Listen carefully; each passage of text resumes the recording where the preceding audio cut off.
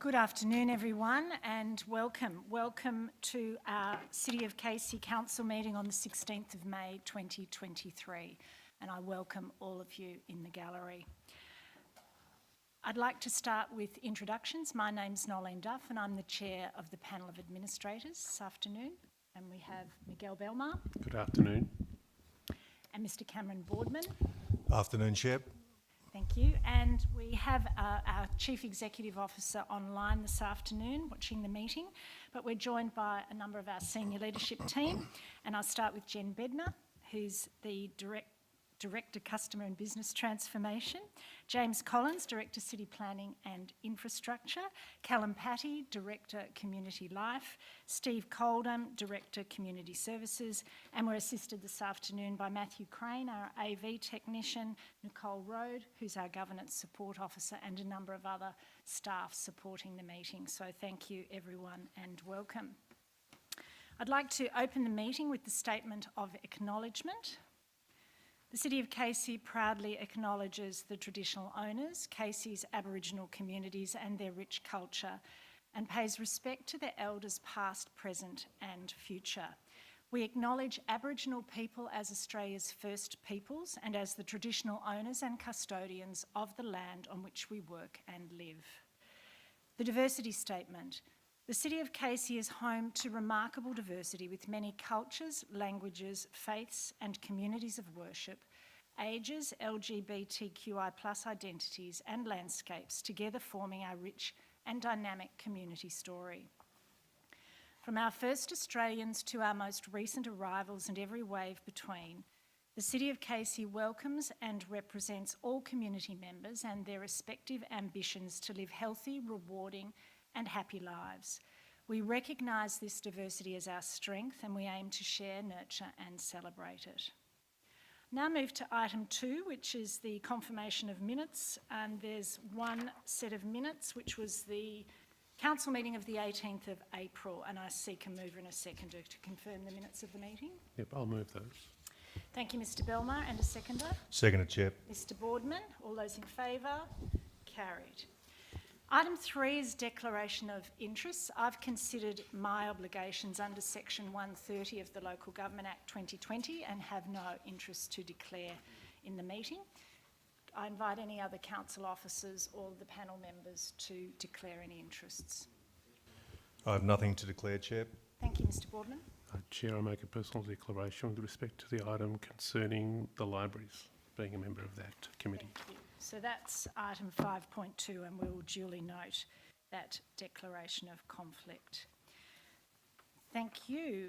I'll now move to item 4, public question time. And there were 29 public questions submitted through Council's website for this afternoon's council meeting.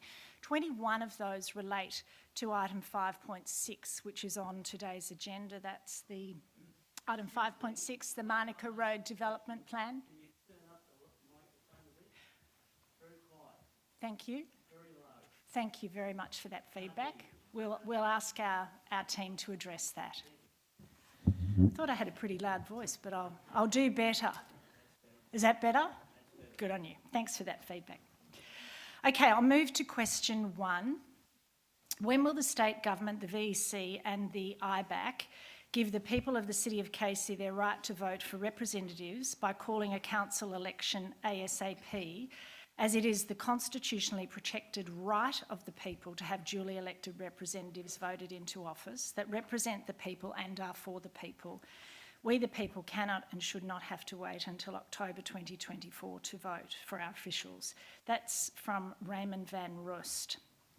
And I can respond by saying that quite simply, the elected council were dismissed by the Parliament in February 2020 and administrators are appointed by the Parliament to govern the municipality until the general election in October 2024. Question 2, when are the administrators for council going to put a stop to the apparent corruption and misappropriation of funds, as corruption appears to still be an ongoing issue even under the control of the administrators? For example, council is redirecting so-called surplus funds collected from council rates for specific use, such as the collection of hard rubbish to pay off council debt. And that's also from Raymond Van Roost. I can respond to that, and our CFO, our Chief Financial Officer, has provided some commentary. The waste charge is calculated on the estimated cost to provide all waste and litter services each year. It is aimed at cost recovery, not for the generation of a surplus. Any surplus must be directed back into a waste service reserve to reduce increases in future years. With respect to hard waste, council officers review the actual number of collections and the volume of waste collected in previous years and apply the anticipated growth factors. The collection cost is estimated on the contract rate, adjusted by CPI and multiplied by the expected number of collections. Disposal cost is based on the weight adjusted by CPI and the state government landfill levy, which is passed directly on to the state government from council.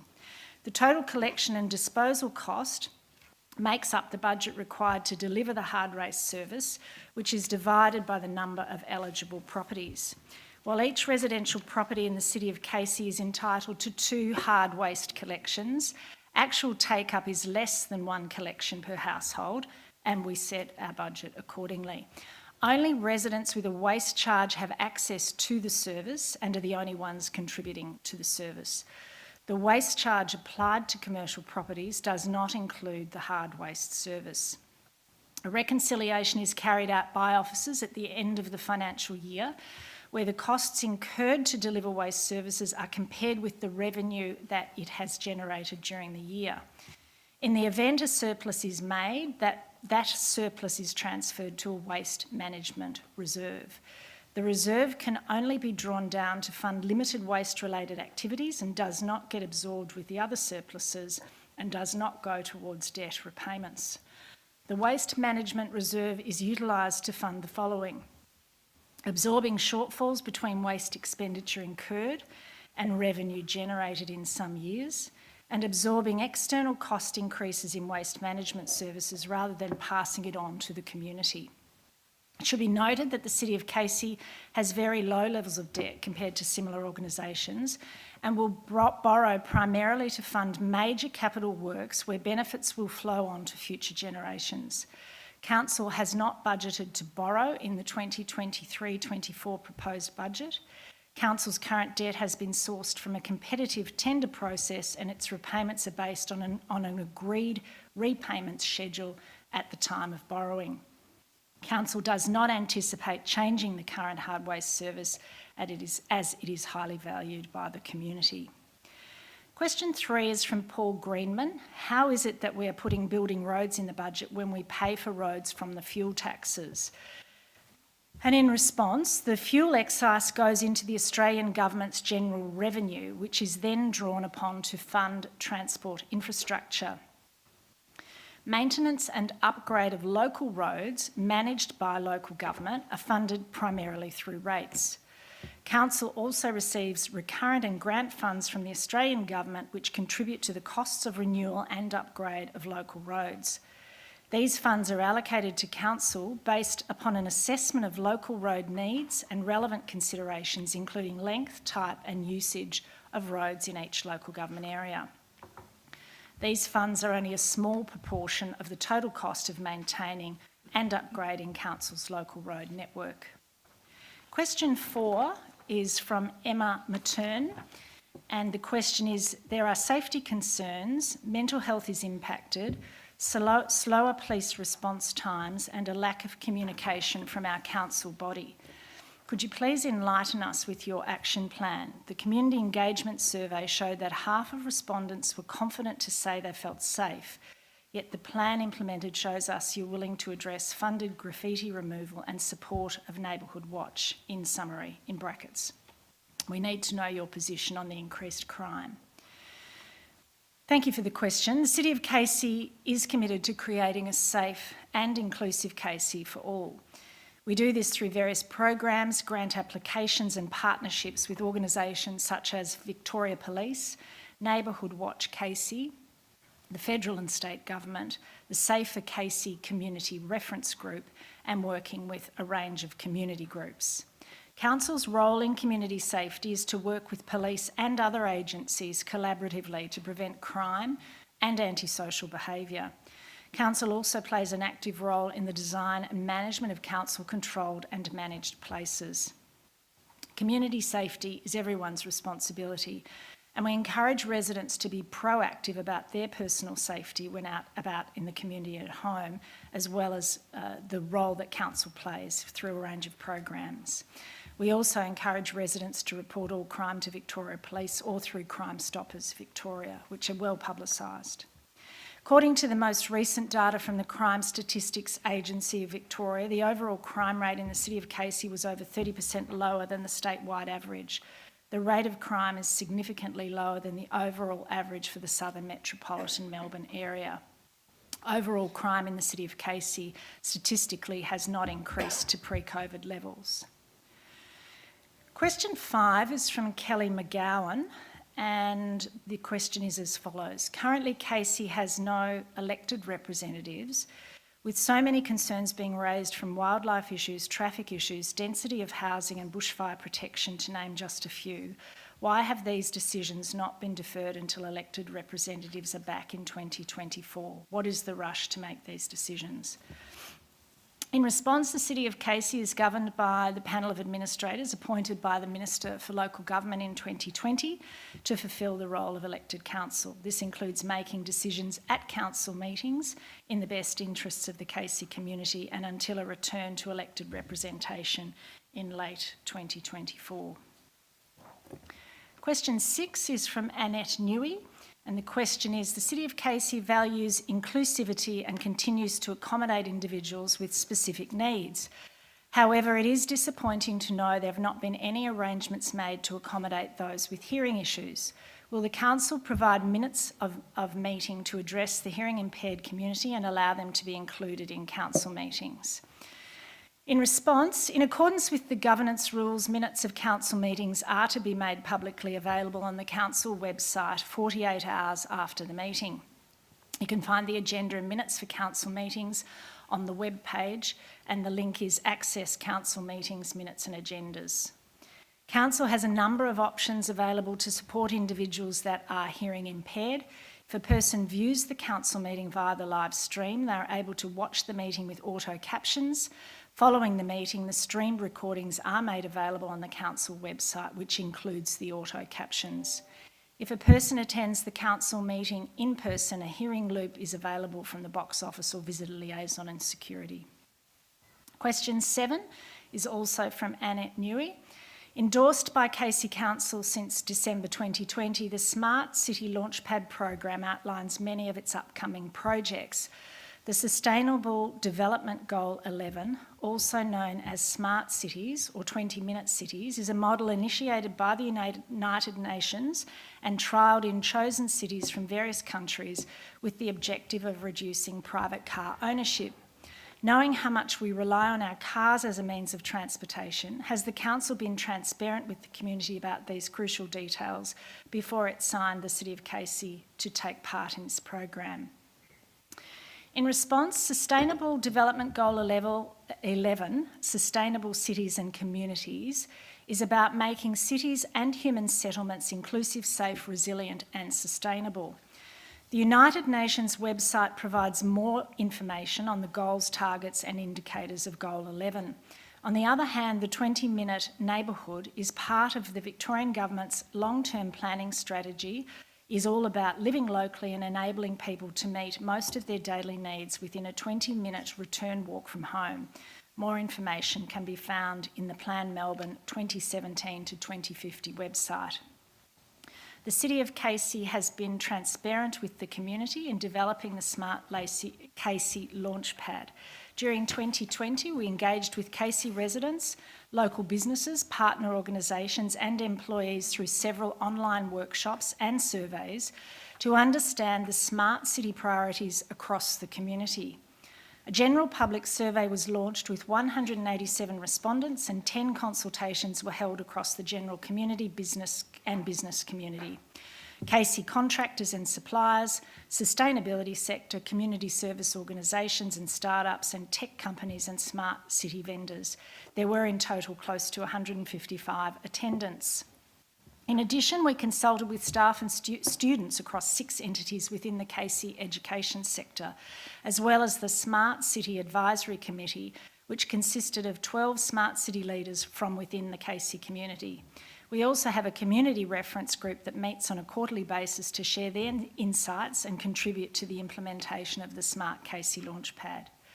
While we value the SDG 11, the 20-minute city concept and the Smart Casey Launchpad, our focus is not on restricting car ownership. Instead, we aim to reduce road congestion, lower greenhouse emissions, and bring essential services closer to people. By enhancing accessibility, we can improve efficiency and sustainability without imposing restrictions on car ownership or movement. We remain committed to providing innovative solutions for the overall well-being of our community. Question 8 is from Trent Muir, and the subject is 5G health risks. In Casey Council, many 5G towers and small cells are switched on or approved to 26,000 MHz, which is the highest level of electromagnetic field radiation in the world, never tested on humans, never proven safe. What safety data has been done to approve this? Is there any? Do you have the ability to stop these 5G towers, or are they being put in by powers higher than you? In response, local government does not have authority to regulate 5G technology. The Australian Radiation Protection and Nuclear Safety Agency is the Commonwealth agency responsible for protecting people and the environment from the harmful effects of radiation. Victorian legislation, the Radiation Act 2005, provides regulation for the management and use of licences which must comply with codes of practice. The rollout of 5G technology is being managed by the Australian Communications and Media Authority. In some instances, a planning permit is required for new towers or for tower upgrades. If they are not exempt from the notice requirements of the Casey Planning Scheme, the applications are likely to be advertised and the public are able to make submissions. I'm now going to move on to the questions with respect to Manuka Road Development Plan. In total, there were 21 questions, and there were 12 questions that related to traffic, 7 questions relating to vegetation, flora, fauna and bushfire, and 2 others that related to the development plan. With respect to the questions around traffic, in order for us to be able to respond, we've put a consolidated response together. I have read through all of the questions that have been tabled, and I'm satisfied that as best we can, outside of Council's consideration, at item 5.6 this afternoon, that we're attempting to respond to the various issues raised in the questions about traffic. And those submitters were Russell Dunn, Valerie Dunn, Hans Rutgrink, Mandy Lewis, John Council, Gail Savage, Craig Kinder, Louise Metz, Tracy Baker, Kay Peterson, Chloe Baker and Malik Garrett. And the consolidated response to the questions about traffic are as follows. The Manuka Road Development Plan is supported by a traffic impact assessment, which considers traffic impacts from the proposal. Council's transport planners have reviewed the assessment and are satisfied, provided appropriate mitigation is undertaken as per the recommendations that are before the Council this afternoon, such as adding turning lanes on Manuka Road at the access points to the precinct. The plan proposes to upgrade Allen Street while retaining its vehicular barrier from Cardinia Street. It also proposes new right turn lanes at both entrances to the precinct, as well as a safer pedestrian crossing point in front of Berwick College. New lots adjacent to the northern side of Allen Street will be allowed to construct driveways to face Allen Street.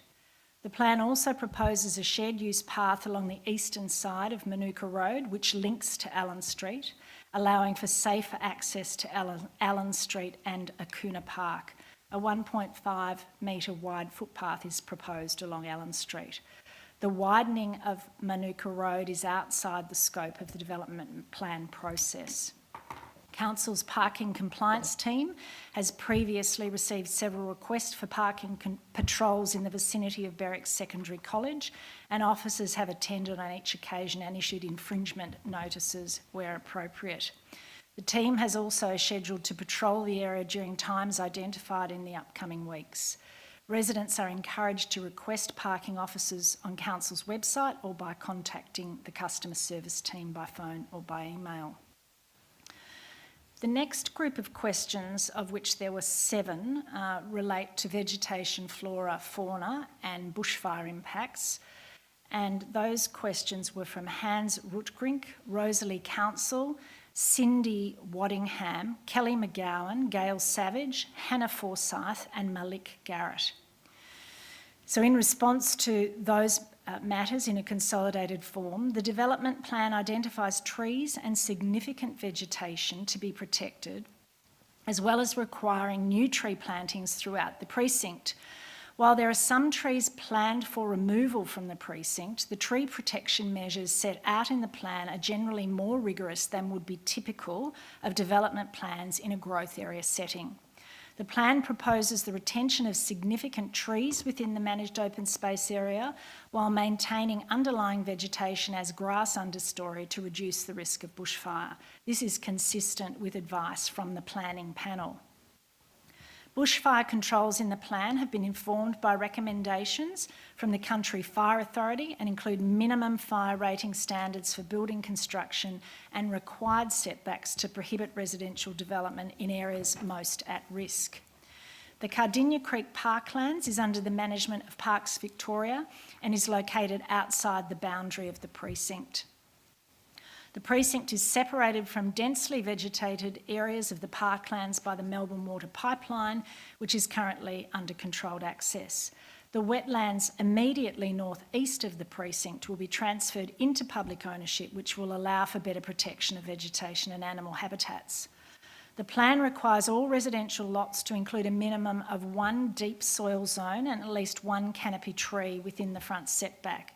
The neighbourhood residential zone also requires dwellings to set aside a minimum of 25 to 35% of the lot as garden area. These requirements, along with the retention of certain significant trees and vegetation within the precinct, help mitigate any urban heat island effect. Question 11 is also with respect to the Manuka Road Development Plan from John Council. And that question is as follows. The minimum lot sizes for Berwick Township's northeast perimeter adjoining the Casey Foothills are 600 square metres for residential properties south of the site, 0.4 hectares for Beaumont and Buchanan Roads, and 1.2 hectares for properties close to creeks and parklands. Potentially more than any other Casey urban fringe site, this qualifies for 1.2 hectare minimum lot size. Why is Council allowing subdivision down to 480 square metres, and how will such small lots be able to comply with requirement R14? In response, the Manager Planning and Building has advised the development plan does not specify the range of lot sizes that are allowed in the precinct. To be approved, all planning permit applications must ensure that all lots meet the requirements of R14, as well as all other requirements in the zone and overlays applicable. The final question this afternoon, question 12, is from Chloe Baker, and the question is as follows. What is Council proposing to do to minimise the increased noise resulting from this development that will impact the valley area surrounding the borders? And I can respond with comments from the Manager Planning and Building. The plan proposes a residential development that is consistent in density and character to the surrounding area. It is not expected to introduce excess noise that may impact areas surrounding the borders of the precinct. So thank you. That is the total of our questions this afternoon, and I thank the submitters for those questions. Now move on to officer reports, and there are 10 officer reports and a confidential report this afternoon. And the first of those reports is item 5.1, the Quarterly Community Report, January to March 2023. And in that, I am looking for a mover and a seconder. I'll move 5.1, Chair. Thank you, Mr Boardman. And a seconder? Yes, I'll second that. Thank you, Mr Belmar. Mr Boardman, would you like to speak to that report, to your motion? Chair, if I could make some brief comments, considering there is a number of items on the agenda this evening. And this does dovetail with a number of the issues that were raised in the public questions that you have alluded to, particularly in relation to our performance and reporting against this as publicly as we possibly can. The quarterly report, obviously, we do this at the end of each quarter of each calendar year. This is for the quarter from January to March. And it outlines a number of issues which we do, as we always say, encourage members of the community to read, because it not only gives community visibility over what we're doing and how we are investing funds on behalf of the community, but gives progress against the actions that are contained within our council action plan, and also it is quite transparent and detailed in our financial management. So it is a very valuable document to track actions against where we ourselves are representing the community's interests as best as possible. But it also provides a vital reference point for community to give us feedback and to provide further information on these particular issues and how we can better represent community expectations. And to give an indication of that, in the quarter from January to March, and we use Casey Conversations, our digitalised conversation platform accessible through our website as a primary interface between members of the community and ourselves. And for the quarter from January to March, we had 16,020 individuals that accessed Casey Conversation and raised issues that specific to areas of concerns.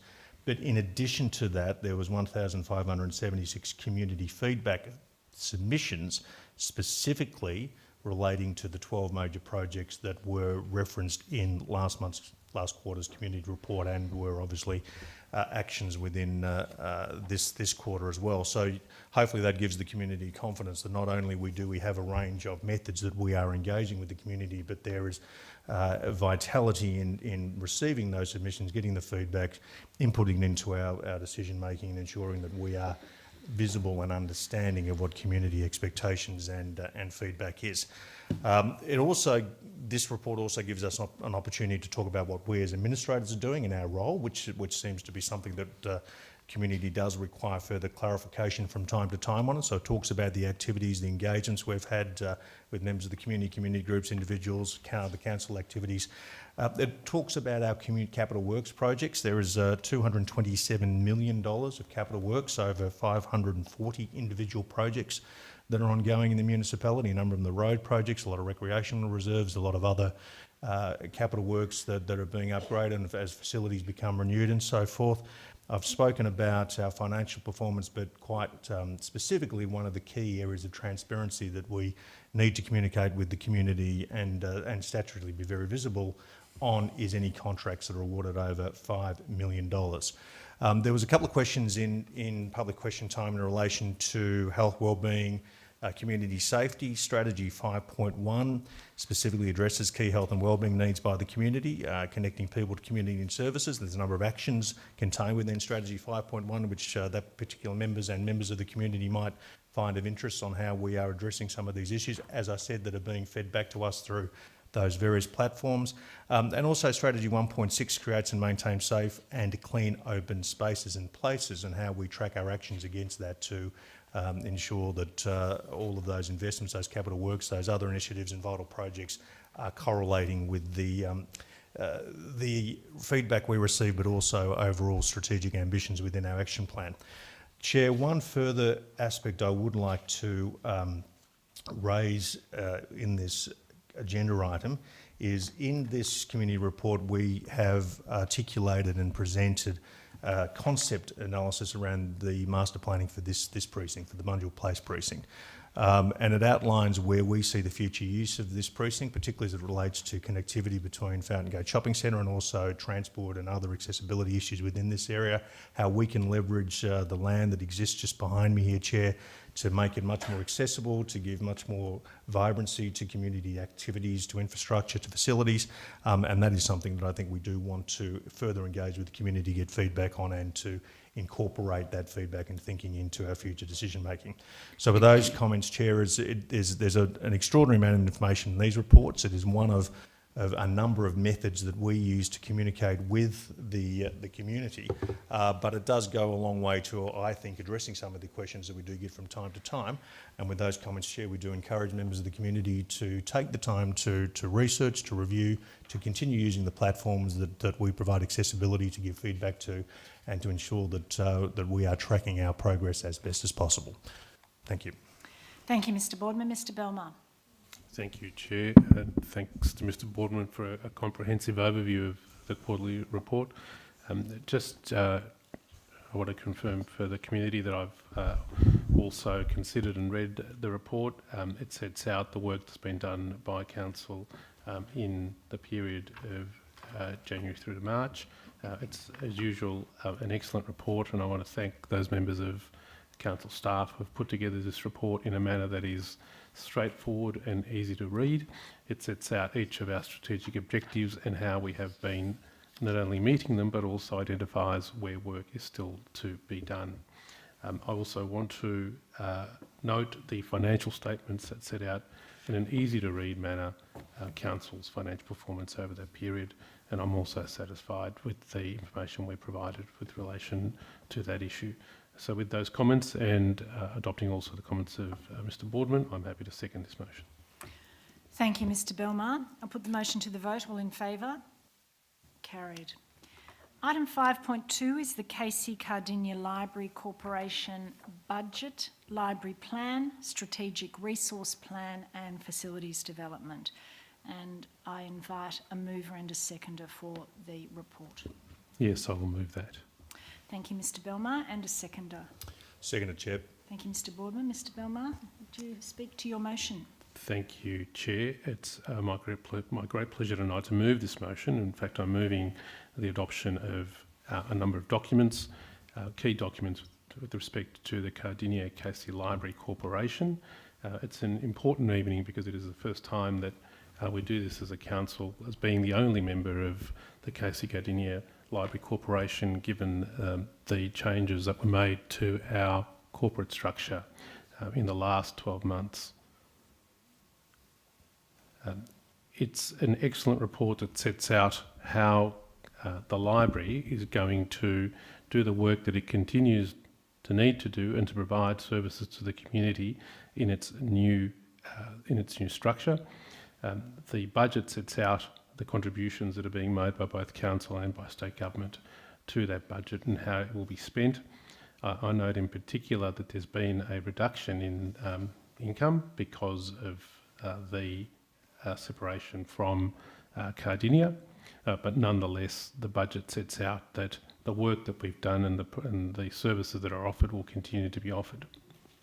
I note also in particular an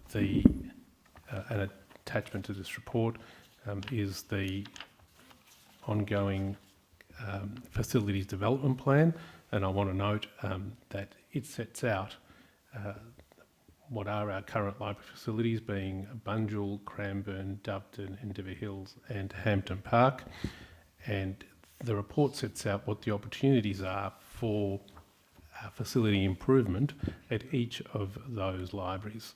So the community can be assured that there is a focus on continual improvement of our library facilities.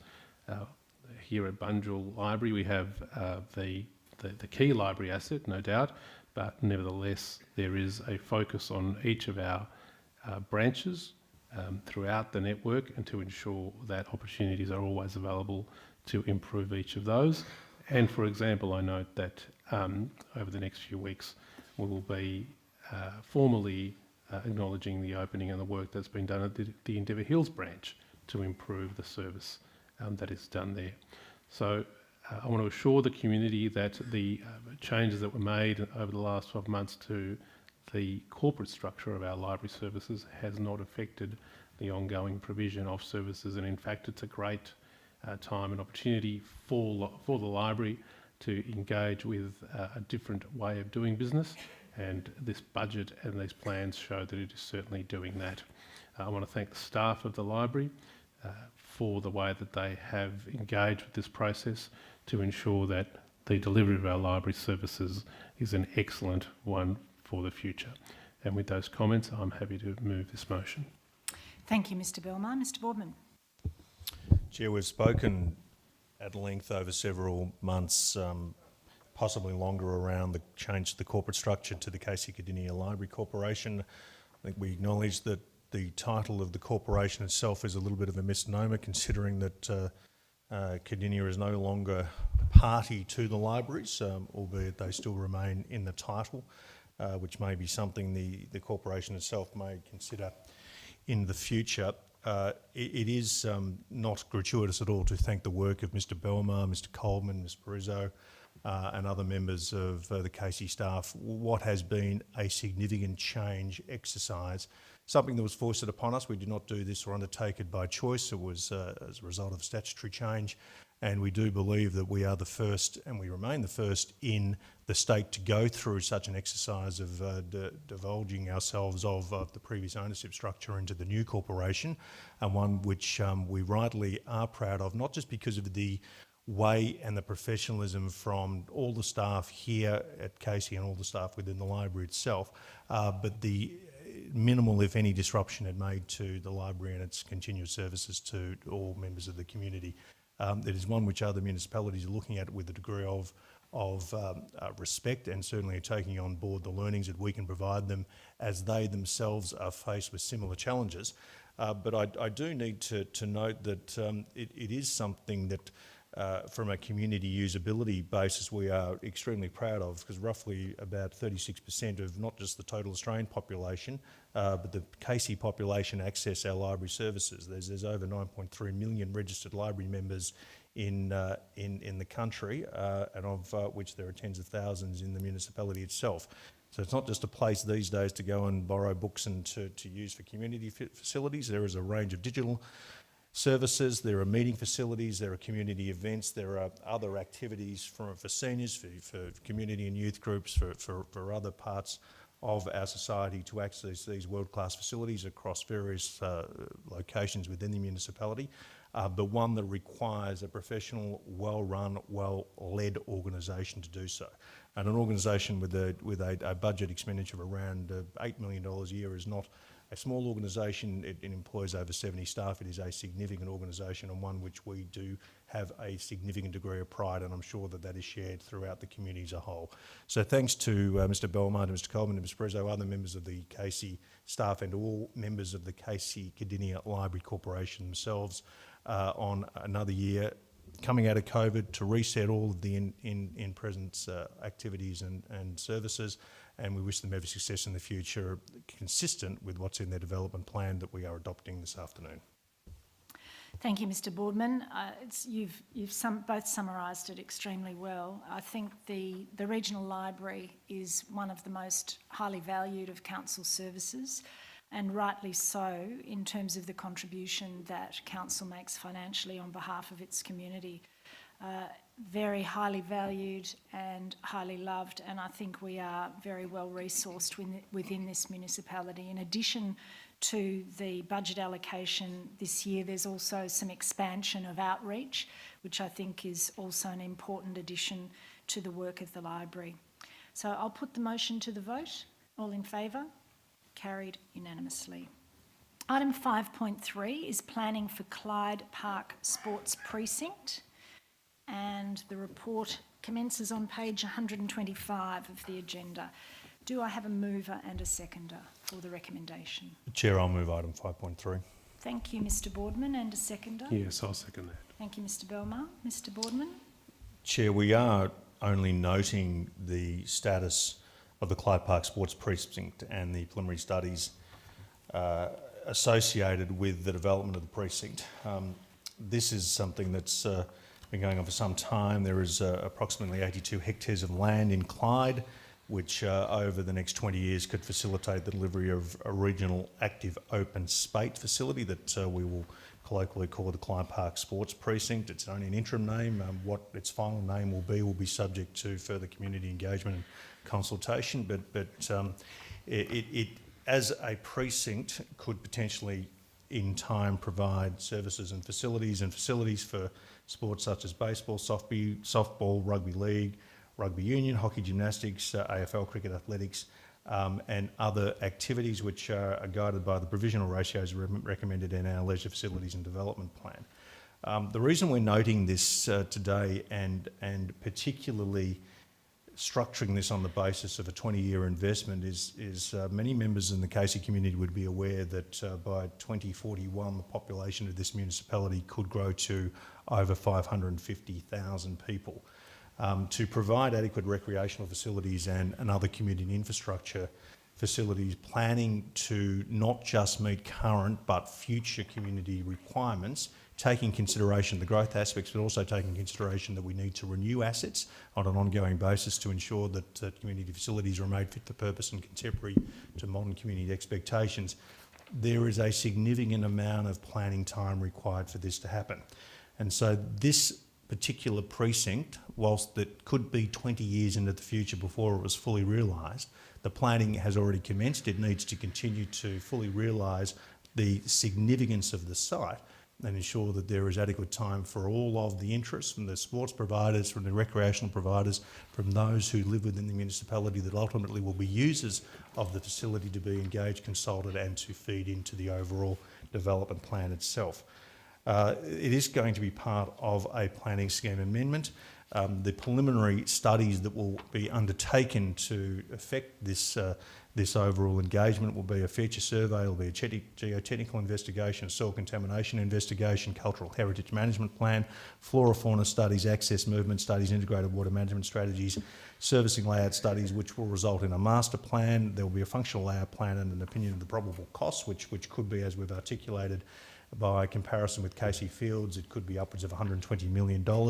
Then there'll be detailed design, a tender construction and operation and evaluation. And of course, the community will be engaged with. There'll be ample opportunity for consultation at each part of that process. But as I've said, this could be something that could be realised over 20 years. There is no financial commitment that we are adopting tonight for that very reason, because it is a preliminary investigation into what the site could potentially be used for. And whilst that comparison with Casey Fields, because of the scale and the size of the precinct, is utilised purely from an illustrative perspective, there is a number of variations, understandably, over the forthcoming 20 years that could be affected, that could have an impact upon what the ultimate use of the precinct looks like and certainly its ultimate costs. But it will be incumbent on future councils to take in consideration all of those financial community expectations, all of the design and other infrastructure elements which are present through each part of this evaluation phase, and to make appropriate and responsible decisions at each stage of that process. Tonight, Chair, we are commencing the process. We are putting out a concept plan that is foreshadowing what this potential facility could look like over that 20-year period. And one which we want to get the residents of Clyde and the broader Casey environment and community to start thinking about what the future needs and utilisation of this facility looks like. With those comments, Chair, I'm pleased to adopt the report as put. Thank you, Mr Boardman. Mr Belmar. Thank you, Chair. Likewise, like Mr Boardman, I note that this is one step in the process that we're identifying the site of the Clyde Sports Precinct, noting that it has an interim name, which I always like when projects have got in brackets interim name next to them. But the key document on my review of the papers tonight is at page 130, which shows a Clyde Park Sporting Precinct indicative plan, and it shows the sorts of layout of fields and facilities and car parking which might be available in the future for this precinct. I note that the sort of strategic planning that we are undertaking tonight is one part of the process that is required for a large council offering such as this. I note that in this council we have the example of Casey Fields, which shows us what can be achieved by careful planning and careful long-term goal setting. And with those comments, I'm happy to second this motion and note the work that is being done now to ensure that in the future the City of Casey is able to offer world-class sporting facilities to its community in the Clyde area. And with those comments, I'm happy to second the motion. Thank you, Mr Belmar. I'll put the motion to the vote. All in favour? Carried. Item 5.4 is the strategic framework for Western Port Bay, and before I move to a mover and a seconder, I just wanted to note that I am Council's representative on the Western Port Biosphere Councillor Liaison Committee. And I do thank the officers for the preparation of this report. This is a motion that's been put forward by councillors from that Councillor Liaison Committee to look at the future protection of Western Port. And I think it's important to note that Western Port is a unique place on the world stage. It's the only wetland in Victoria that's been recognised by both the United Nations as a biosphere reserve and also as an international Ramsar Convention for Wetland Conservation. But unfortunately, Western Port lacks a cohesive and coordinated approach to the way it's being planned and managed. And so that is the background to the work that officers have done in preparing this report and the recommendation before Council this evening. So I seek a mover and a seconder for that recommendation. Yes, I'm happy to move this. Thank you, Mr Belmar. And a seconder? Seconded, Chair. Thank you, Mr Boardman. Mr Belmar. Thank you, Chair, and thank you for your opening comments. I'm happy to move this motion tonight and echo your words that there is a lack of a cohesive and coordinated approach with no overarching framework, and tonight we are moving this motion to start the process of ensuring that that can occur. I'm mindful of moving this motion that the attached document sets out that what is required is a new whole bay approach, and that the management framework will comprise core pillars which include a new strategic plan for Western Port Bay, a new collaborative management partnership, and a dedicated Western Port Fund to deliver that plan. It's important that we note that here at the City of Casey we have as assets an enormous array of geographic features, and one of those is our coastal land at Western Port Bay. It's, I note, a feature that needs to be carefully considered, and tonight this document sets out objectives of the proposal, which include respecting the perspectives and values of traditional custodians, collaboration and management systems across water and land, bringing together all stakeholders, and noting also the objectives of future industrial projects proposals, that they be assessed through an open and transparent process, and other matters of that nature, which are proper and appropriate careful planning objectives and strategies. I note that the ultimate benefit which can be achieved through doing these steps is ultimately the comprehensive environment management, biodiversity conservation, research and monitoring of the Western Port environment. I'm happy to move this motion. I thank you, Chair, for the work that you do on this committee.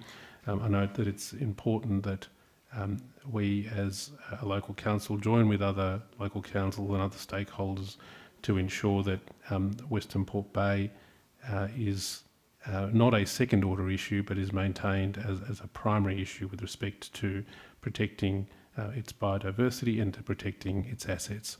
And with those comments, I'm happy to move this motion. Thank you, Mr Belmar. Mr Boardman.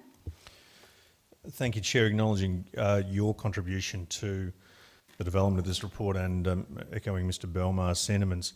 This is a tremendous example of a community-led initiative. This is not Casey Council that has produced this report and the plan. This is something that has specifically come from the community.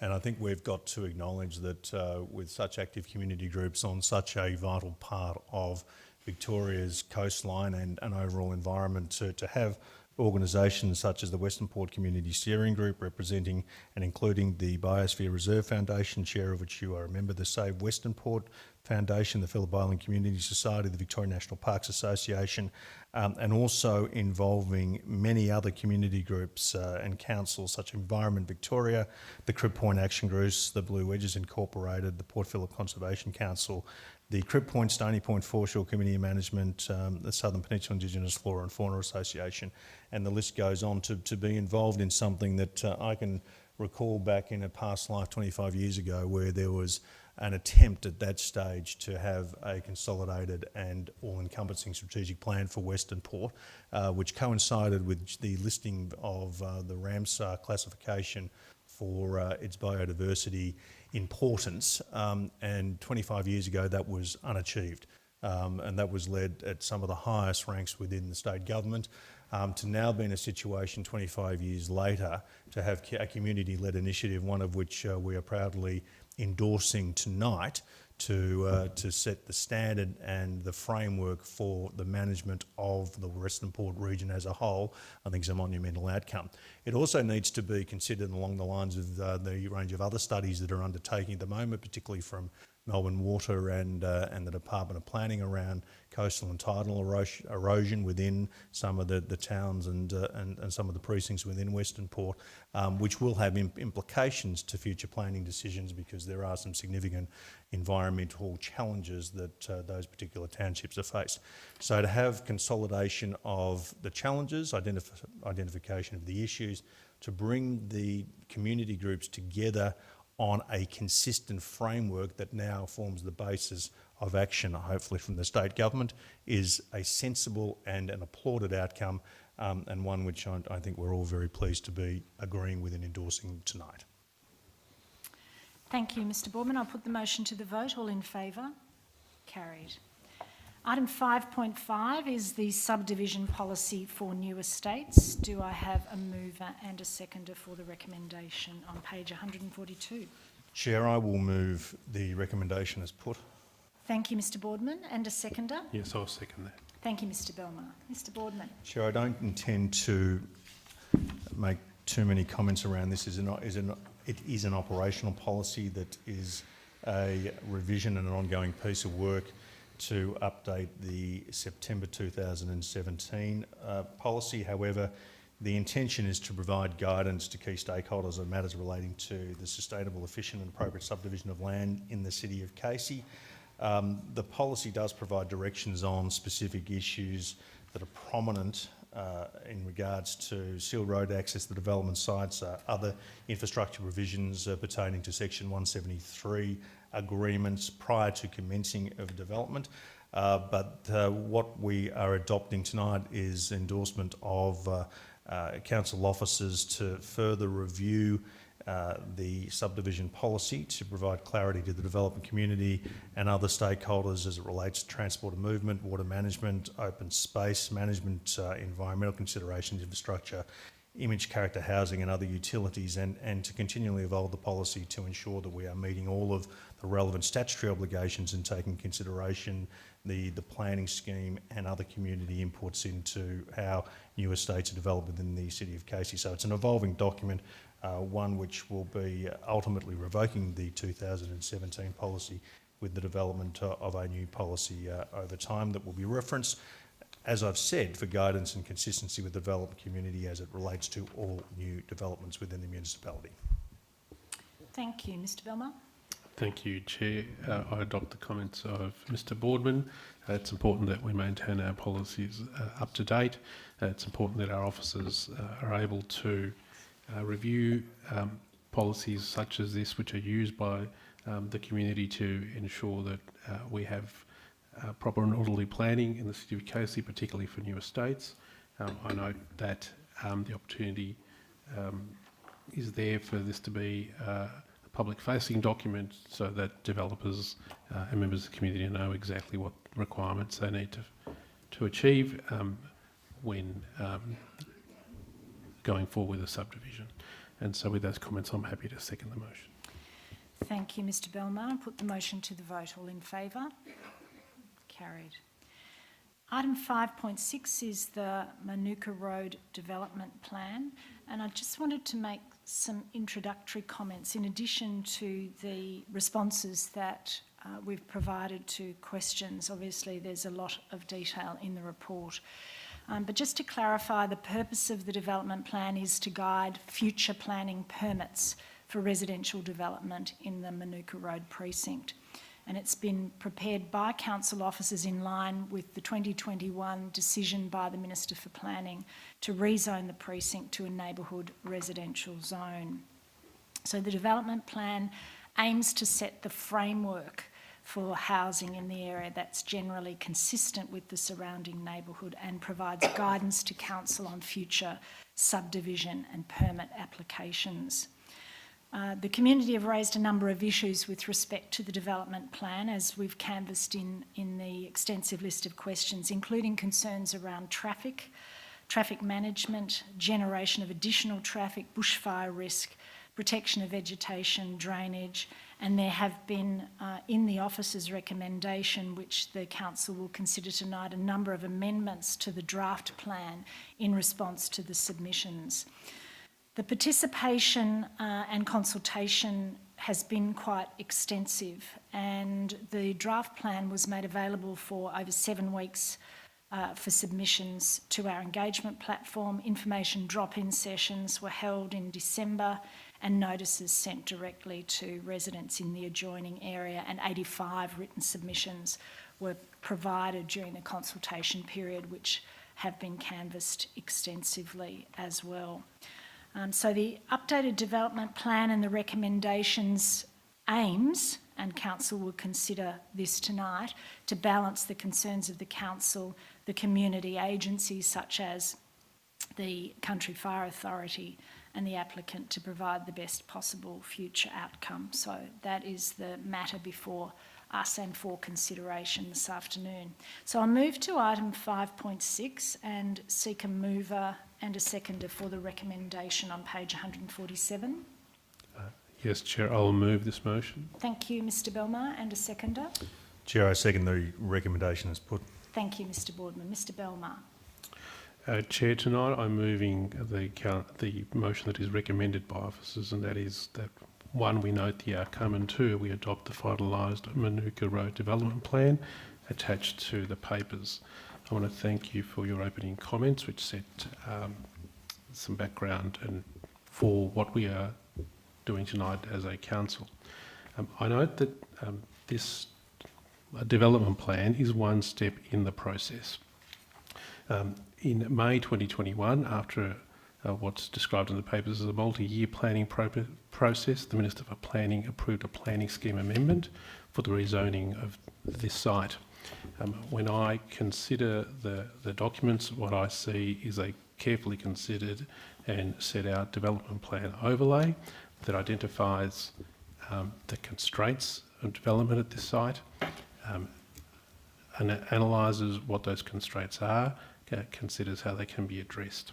And it does it in circumstances where there has been engagement with submitters, with the community, and I note that the constraints are important constraints. They include issues to do with bushfire management, with significant landscape overlays, with heritage, and with drainage. There are times when constraints such as these can be impassable.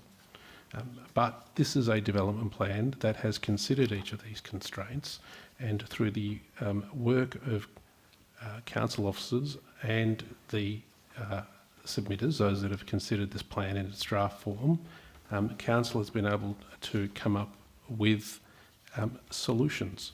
And a development plan, as I said in my opening remarks, is one step.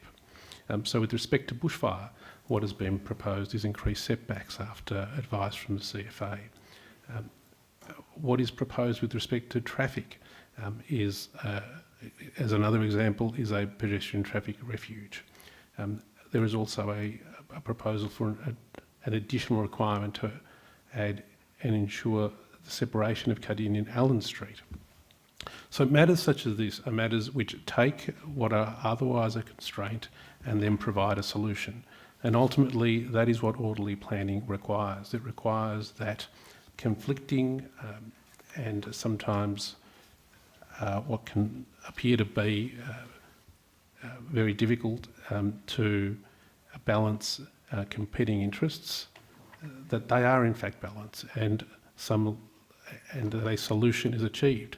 And that it's a solution which may be imperfect, but it's a solution which is in keeping with the requirements of orderly planning in the state of Victoria, and that is that land which is zoned for residential use ultimately achieves that end. I note that the development plan, which I have considered, sets out at various parts of the development plan the structure which is proposed. And when I look at this plan, what I see the future objectives set out in careful planning language and careful planning maps, which don't tell you exactly what you have to do. They set out precincts in which you can achieve the outcomes. And so, for example, at figure 13, I see the future urban structure map, which sets out that these are the areas where there can be housing. These are the areas where there should be conservation of land. These are the areas where trees will need to be maintained. And so as I carefully step through this and consider it, I see that the constraints have been addressed and that the plan speaks to those constraints. I note also that with respect to the requirements of the plan, this is not a simple put in your application and you get a permit. This development plan sets out, as I count them, about 40 requirements that need to be met. And so anyone that comes forward to make an application under this development plan will need to consider each of these steps. So I am satisfied after the careful consideration of these documents that this is a development plan that is worthy of the support of Council this evening. It is been arrived at by careful work, by careful consideration, and meets the test of orderly planning. And I'm satisfied that it is appropriate that it be adopted this evening and that it set forward the areas in which and the type of development that can occur in this under this DPO. And so with those comments, I am happy to move this motion. Thank you, Mr Belmar. Mr Boardman. Chair, can I begin by acknowledging the members of the community who have taken the time to attend the community information sessions to provide submissions. Some of the submissions were even handwritten, which we do sincerely appreciate that there was effort and thought that went into that. I acknowledge and thank the members of the community who have written to us with public questions, which we've attempted as best as we possibly can with as much an appropriate level of detail answer this evening. All of which the issues that have been raised in those submissions, which we have all read individually in detail and sought clarification where necessary, all of the issues raised in the submissions, all of the issues raised in the questions are all fundamentally legitimate. There is no issue or question from us about that. When a development proposal is received by council of this magnitude, of course there is going to be community concerns. That is understandable. And the concerns that have been raised in relation to traffic management, to accessibility, to the impact it's going to have on the environment, to the impact it's going to have on other facilities, particularly the schools in the local area, we fully understand. And as Mr Belmar has articulated, and I echo his comments 100%, our role as the planning authority is to consider the application from the developer, the development proposal as it is in this case, to hear what the community's concerns are in response to what they want to do with that particular section of land, and to look for a midpoint which represents all areas. But in order to do that, we can only do it from the perspective of looking what the legislative and statutory framework allows us to do and what the planning scheme provides us to do. And we all know that this was subject to changes in the growth area boundaries, and that resulted in a rezoning and allowed the developer to then proceed with the development proposal. It is one part of this process, and it certainly has engaged the community to think about how this particular development and future developments, not just within that precinct but other parts of the municipality and arguably other parts of the state, can be treated. And I reiterate that our role is to try and address those issues, to look for those concessions, to go back to the developer, to try and find a compromise with the developer on some of these issues to meet the community's expectations and to address what I have said in my opening comment are very legitimate concerns. We did put forward in the council papers, and we have circulated a frequently asked question sheet. I don't intend to go through all the issues. Mr. Belmar and yourself, Chair, has surmised those issues as comprehensively as we can in this format. But there has been changes that we have made in relation to the traffic issues, the traffic impacts, the improvements to the local street networks, issues around the retention of trees and vegetation. Mr. Belmar has spoken about the bushfire risks and utilising a management plan, particularly in conjunction with the CFA, on how those particular community concerns and protections and other responsive aspects can be addressed, and certainly the heritage and draining issues that we have articulated. So there has been concessions from the developer, but most importantly, there has been the role played by the council officers here, the experts in the planning and building and infrastructure department, to articulate those necessary and vital community concerns and to get those issues addressed. Now, there'll be some members of the community that won't be happy with that, and we fully understand it. But again, you've got to understand what our role is we receive a legitimate application under the statutory planning framework. We can't just say no to it. We have an obligation under legislation to consider that relevant to all of those elements. And as Mr. Belmar has said, and the Chair has said in her opening statements, and I fully 100% agree with them, we have done that. We have read the plan, we have read the submission, we have read the opposing information, we have read the engineering reports, all of the infrastructure and other planning considerations. And the information that's been provided to us, and certainly I see this as my role, is to make a decision based upon my statutory role and considerations, and that is what we are doing. So the recommendation that's been put to adopt the development proposal, I cannot see any reason why I cannot support it. It complies with all aspects under the planning scheme, under the planning framework, and consistent with my statutory obligation. Now, it is one part of the process. There are review mechanisms that members of the community can commence through VCAT to look at further review of this. And I understand that is probably not something that the community is going to necessarily agree with. But based upon all of the information that I've received, particularly as it relates to the planning and other aspects and the concessions that have been reached, it is my role to agree with the recommendation and to acknowledge that the development proposal as put meets all those statutory planning and other considerations. With those comments, I do support the recommendation as put. Thank you, Mr. Boardman. Put the motion to the vote. All in favour? Carried. Now move 200 pages forward in the agenda to item 5.7, which is the Restricted Retail Design Guide. And there is a recommendation on page 345. Do I have a mover and a seconder for the recommendation? Chair, I will move item 5.7. Thank you, Mr. Boardman. And a seconder? Yes, I will second that. Thank you, Mr. Belmar. Mr. Boardman.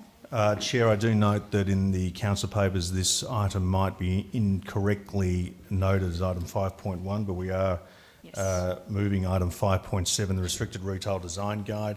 It is not something I'm going to spend a lot of time on. It is again part of the suite of guides and planning documents which the municipality presents to give guidance and consistency to the development community. This particular policy deals with aspects around big box developments such as Bunnings, such as JB Hi-Fi, etc., whereby we are trying to see concessions from them in relation to community amenities such as additional vegetation, parking, accessibility and so forth, so that we just don't have a blanket of generic consistent development. So it does allow us to negotiate with those big retail developers to look at how that they can fit their developments into further amenity and community expectations, but also by working with the development community to seek some of those accessibility and other aspects which are vital for the municipality.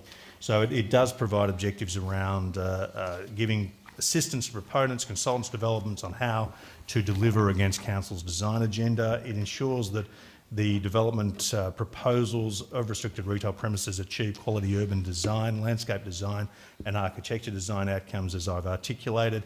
It also provides confidence and consistency on the facilitation and assessment of planning applications through the development of clear and instructing design guidelines, and also, most importantly, as I've said, encourage the adaptation of environmentally sustainable and safe design principles. So, as I said, it's a suite of documents that we utilise to liaise with the developer community so that we can give clear, consistent instructions on our expectations and that we can provide guidance on unique developments but meets the best interests of our environment and our community expectations. For those comments, Chair, I'm pleased to move the recommendation as put. Thank you, Mr Boardman. Mr Belmar. Thank you, Chair. I'm happy to second this motion this evening. Restricted retail is an important offering to the community, but it's important that it be done in a way that best meets the objectives of council with respect to good design. I note that sometimes restricted retail can be a little difficult to grasp in terms of how do you make good design out of it, but this is a document that seeks to do that. It sets out urban design themes and design guidelines and provides the sort of detail and the sort of direction that is appropriate to developers to understand what the City of Casey is seeking to achieve. It is possible to achieve good design with restricted retail, and that is what we're trying to do. And it's important that this is only one part of the overall vision that we as a council have, that the City of Casey has to good design in the community. Sometimes in communities which see a lot of car use, which see a lot of car parks in the foreground of a building, it can be difficult to achieve good design. But certainly this document and documents like this show that here at Casey we believe it is achievable, and we want to let the developer community know that we want to work with them to achieve it. And with those comments, I am happy to second this motion. Thank you. I'll put the motion to the vote. All in favour? Carried. Item 5.8 is a contract for reactive tree works in North, Central and South. Do I have a mover for the recommendation? Yes, I will move this motion. Thank you, Mr Belmar. And a seconder? Seconded, Chair. Thank you, Mr Boardman. Mr Belmar. Thank you, Chair. Tonight I'm happy to move this motion. I note that it's for an initial period of 3 years with the optional extension term for a total of 9 years. I note that this is a motion tonight which contains some confidential attachments which I've also considered. I note that what the contract is intended to do, is structured as schedule rates and prices for works to be performed such as tree branch collection, tree and/or tree stump removal, tree property clearance pruning, and work of that nature. It is in many respects an important and innovative step in that the contract is being divided into different zones for the provision of the services. There are recommended contractors for the different zones, and it's an important step for council to take an approach for a council the size of Casey to always look for new and different and innovative ways to have services delivered to us. I want to thank council officers that have worked on this, that have taken steps to ensure that we are able to achieve these sorts of fundamental council services in circumstances where at times we meet environmental challenges which create real pressure when you have only one company delivering a service. And we are seeking to spread that load by a contract such as this and ensure that the work can be done by a number of providers. And so with those comments, and again noting that I've considered the confidential attachment, I am happy to move this motion. And again, I want to thank those council officers that have taken the step and the initiative to achieve a contract of this type. Thank you, Mr Belmar. Mr Boardman. Chair, it's the first of two contracts in regards to tree maintenance in the municipality. I'll make some comments at the next item. Thank you, Mr Boardman. I'll take that item 5.8 to the vote. All in favour? Carried. And we move to item 5.9, which is cyclic tree works. And I think you've foreshadowed that you will move that, Mr Boardman. Indeed, I will, Chair. Thank you. And a seconder? Yes, I'll second that. Mr Belmar. Mr Boardman. Chair, following on from Mr Belmar's comments in relation to the actual maintenance contract for reactive tree works, this is the maintenance contract for cyclic tree works, which is slightly different because it deals with the cyclic or the ongoing program of inspection, assessment, maintenance of all trees, of which there are over 360,000 within the municipality. So this is not a small effort to be in a situation of ensuring that all of the trees that are on both street trees and also those within recreational and other reserves are maintained, not providing any community safety issues, and also are addressing our biodiversity issues. This contract with the confidential attachment is been awarded to Active Tree Services. The documents to be signed and sealed following the adoption of the recommendation, and we are authorising the Chief Executive Officer to sign the contract once we have agreed to this recommendation. Like Mr Belmar, I have read both contracts, tender results and the confidential documents relating to the commerciality of these contracts. For both agenda item 5.8 and 5.9, I'm satisfied with the probity and the consistency with our procurement obligations for both contracts, and also the strategic importance on what these contracts are going to be deliver insofar as a necessary community service. And with those comments, Chair, I am pleased to support the recommendation as put. Thank you, Mr Boardman. Mr Belmar. Thank you, Chair. I don't really have much to add. I have also considered the confidential attachments. I note that this is a contract for cyclic tree work. I want to thank the officers that have taken the initiative to ensure that Council achieves the best outcome from a contract such as this for important ongoing work. And with those comments, I'm happy to second the motion. Thank you, Mr Belmar. I'll put the motion to the vote. All in favour? Carried. Item 5.10 is recycling processing services. Do I have a mover for the recommendation? Yes, I will move this. Thank you, Mr Belmar. Seconded, Chair. Thank you, Mr Boardman. Mr Belmar. Thank you, Chair. This is another, I'm moving tonight for the adoption of a tender. I note the recommendation is that Council award the tender contract for recycling processing services to Cleanaway Proprietary Limited for a term of 4 years with two options of up to 12 months each. Now, I note that the tendered services are the recycling processing services to accept and process recyclable material collected from curbside at households and some businesses. I have considered the material, including the confidential attachments. I note that this is a critical contract for Council, given the challenges that have been faced by recycling collection, and noting also that respondents to this tender were required to detail how their services would be impacted by the Victorian curbside reforms, including introduction of a separate glass service and container deposit legislation.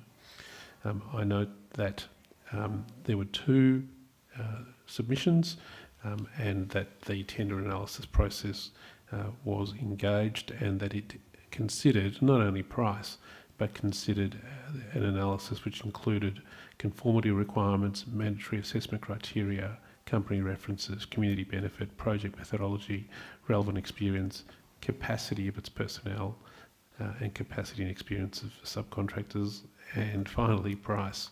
So the community can be assured that when council adopts a tender for this important service, it looks at a range of considerations to ensure that the service is provided by the company that can best achieve the objectives of council.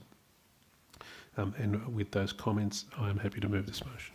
Thank you, Mr Belmar. Mr Boardman. Chair, likewise, as Mr Belmar has articulated, this is one of the most critical contracts that council can undertake a procurement exercise for. The challenges that were inherent in this tender, particularly as it relates to the Victorian curbside reforms, which will continue to be implemented right up to 2027, and do have a number of other strategic considerations which we have referenced, Chair, at past meetings, was omnipresent during the tender exercise, particularly as it related to the tenderers themselves and how they would meet those new statutory considerations, but also maintaining a high level of expected service to the community. So it is no mean feat that this exercise has been completed, not just with a degree of cost efficiency to the residents and ratepayers of the City of Casey, but also with service standards which meet those expectations, but also allow for future statutory considerations to be undertaken. Having reviewed the documents as put, including the confidential documents based upon the procurement exercise, I'm satisfied with the consistency of all of the principles associated with our procurement processes, in addition to the strategic imperatives of the successful contractee to deliver the services at cost and to the level of expectations that are stipulated within the contract. Due to the comments and echoing the comments of Mr Belmar, I agree with the recommendation as put to award the recycling processing services to Cleanaway for a period of 4 years, with 2 options up to 12 months following the completion of the 4 years. Thank you, Mr Boardman. I'll put the motion to the vote. All in favour? The motion is carried. Now move on to item 6. That concludes officer reports this afternoon, subject to one further confidential report for which we will close the meeting. But I move to item 6, consideration of reports of committees, and I simply note the record of committees as listed in the agenda papers. Item 7 is petitions. There are no petitions this afternoon. Item 8 is late reports, and there are none. Item 9, urgent business. There is no urgent business received for this council meeting. And item 10 is closed council. There is one further item for consideration this afternoon, so I will close the meeting. Thank those of you that have attended and for joining us in the gallery, and we now will reconvene for a confidential session. So I thank the gallery and ask the gallery to please vacate the gallery this afternoon. Good afternoon and thank you.